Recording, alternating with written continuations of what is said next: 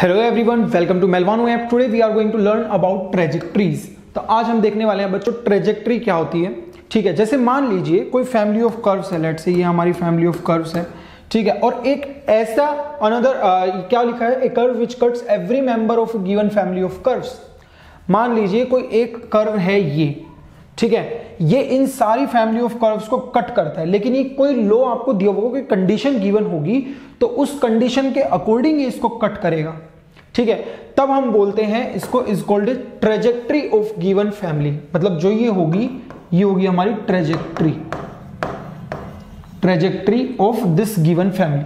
ठीक है, ये बहुत सारे फैमिली ऑफ कर्व्स हैं, इनको कोई कर्व अनदर कर्व जो है कट कर रहा होगा किसी लॉ के अकॉर्डिंग। कोई आपको कंडीशन दे देंगे कि इस कंडीशन के साथ ये इसको कट करेगा, तो जो कर्व कट करेगा उसको हम बोलेंगे बच्चों ट्रेजेक्ट्री ऑफ दिस फैमिली।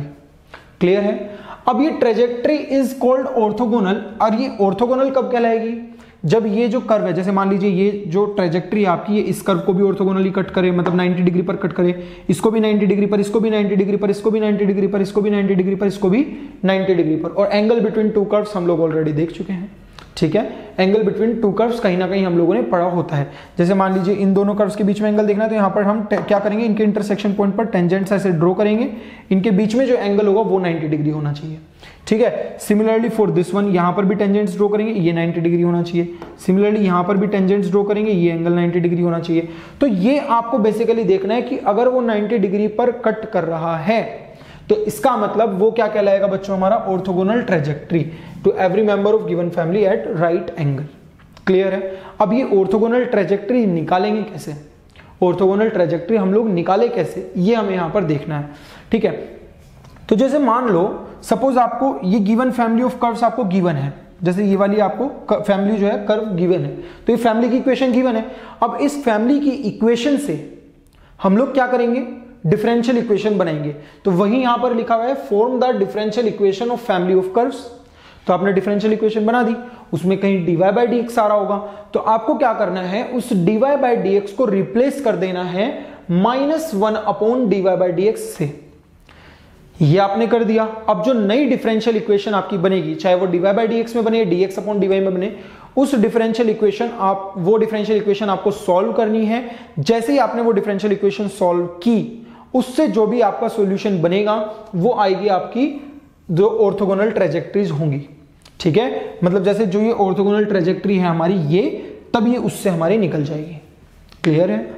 यहां तक कोई दिक्कत नहीं होनी चाहिए।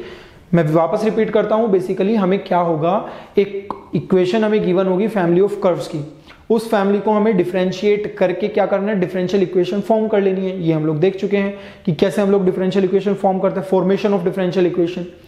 तो फॉर्मेशन ऑफ डिफरेंशियल इक्वेशन यहां तक हो चुका है।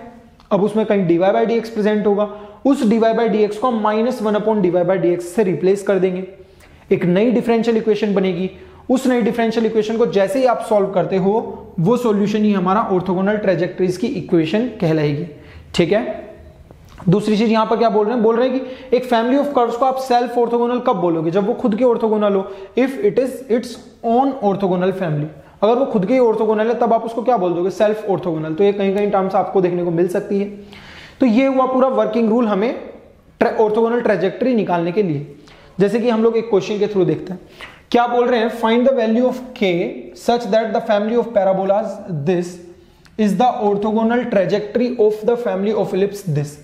देखो ये ऑर्थोगोनल ट्रेजेक्ट्री है किसकी, इसकी ऑर्थोगोनल ट्रेजेक्ट्री है। मतलब आपको इससे पहले डिफरेंशियल इक्वेशन बनानी पड़ेगी।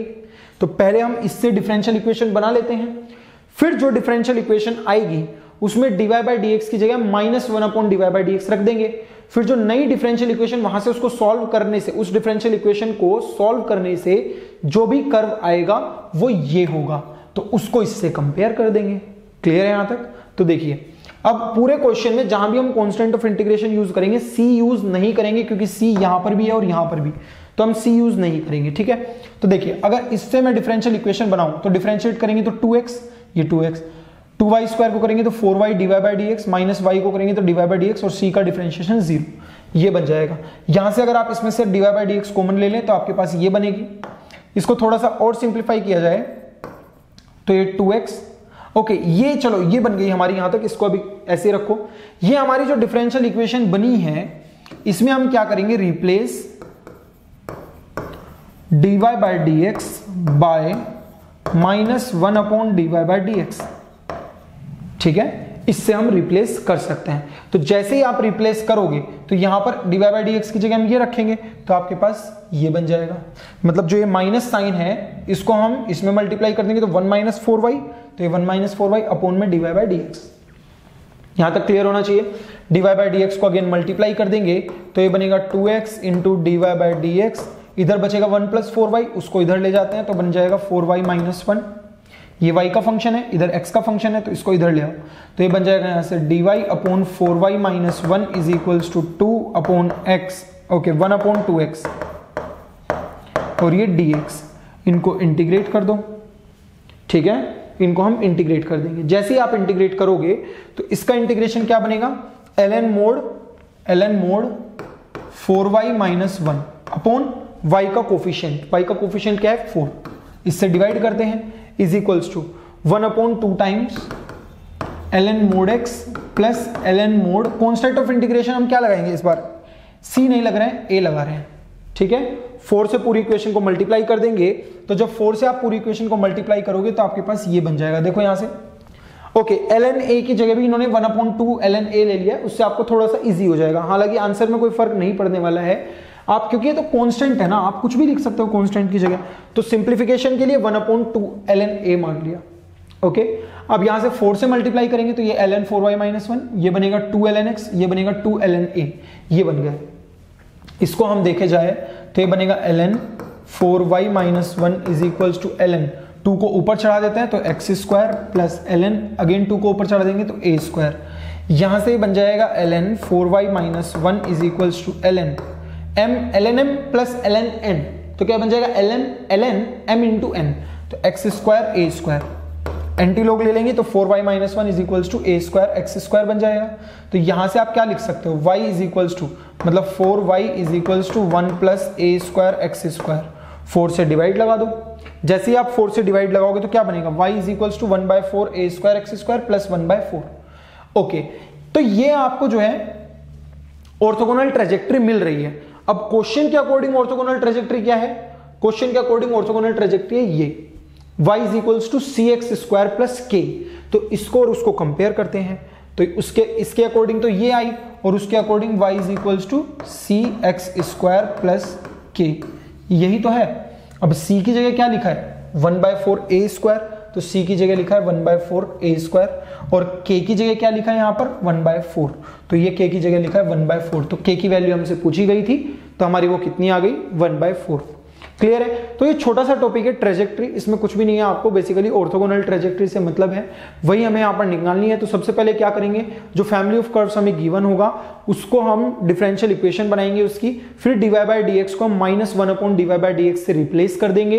एक बार आपने रिप्लेस कर दिया फिर उसके बाद आप नई डिफरेंशियल इक्वेशन बनाओ, जो हमारी नई डिफरेंशियल इक्वेशन आई उसको वापस से हम फैमिली ऑफ कर्व्स निकालेंगे।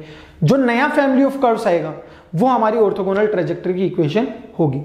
Okay, so this is all about trajectories. Rest other applications of differential equations we are going to see in the upcoming lectures.